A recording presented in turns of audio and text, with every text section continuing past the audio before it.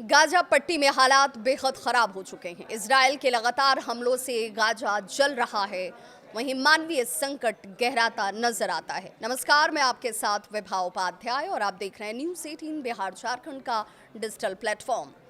America के विदेश मंत्री मार्को रूबियो मध्यस्थता के लिए दौरे पर पहुंचे हैं, लेकिन सवाल ये है कि क्या अब भी सीज फायर की कोई उम्मीद बाकी है या हालात और बिगड़ने वाले हैं। गाजा सिटी पर इजरायली हमले रुकने का नाम ही नहीं ले रहे। इजराइल के रक्षा मंत्री ने साफ कहा कि गाजा जल रहा है। बीती रात गाजा सिटी पर भीषण बमबारी की गई और अब संकेत इस बात के मिल रहे हैं कि इजराइल एक नई सैन्य कार्रवाई को शुरू करने वाला है। अमेरिकी विदेश मंत्री मार्को रूबियो इजराइल पहुंचे और फिर वहां से कतर रवाना हो गए। उन्होंने इस बात की चेतावनी दी, किसी भी डील तक पहुंचने के लिए अब सिर्फ हफ्तों या दिनों का सहारा है, महीनों का नहीं। इससे साफ है कि अमेरिका सीज फायर को लेकर दबाव बनाने की कोशिश कर रहा है, लेकिन खुला समर्थन अब भी इजराइल को ही मिल रहा है। अमेरिकी राष्ट्रपति डोनाल्ड ट्रंप ने बयान दिया कि अगर हमास बंधुकों को जमीन से ऊपर ले आया तो सारे दांव खत्म माने जाएंगे। हमास ने इसका जवाब देते हुए कहा कि ट्रंप की ये टिप्पणी इजराइल को खुला समर्थन है और असल में समझौते के रास्ते नेतन्याहू खुद बंद कर रहे हैं। गाजा में मौजूद इजरायली बंधकों की ज्ञान अब जो उनकी जान है, बंधकों की जो जान है, अब इजरायली कार्रवाई से खतरे में आ गई है। इजरायली डिफेंस फोर्स का यह दावा है कि अब तक 3.5 लाख फिलिस्तीनी गाजा सिटी से हटाए जा चुके हैं।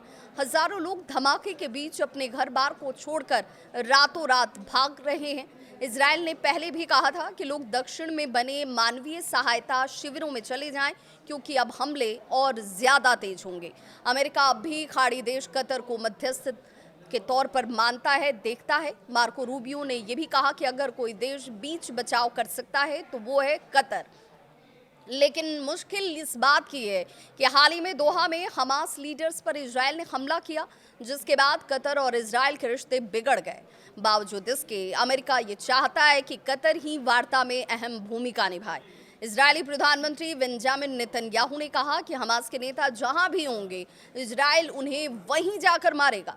वहीं ट्रंप ने व्हाइट हाउस से यह भी कहा कि इजराइल अब कतर पर कोई कार्रवाई नहीं करने वाला है। इससे साफ है कि वॉशिंगटन और तेल अवीव के बीच रणनीति को लेकर भी मतभेद नजर आते हैं। गाजा पट्टी में युद्ध अब निर्णायक मोड़ पर नजर आता है। अमेरिका चाहता है कि कतर के जरिए कोई रास्ता निकले, लेकिन नेतन्याहू के बयान हालात को और उलझा रहे हैं।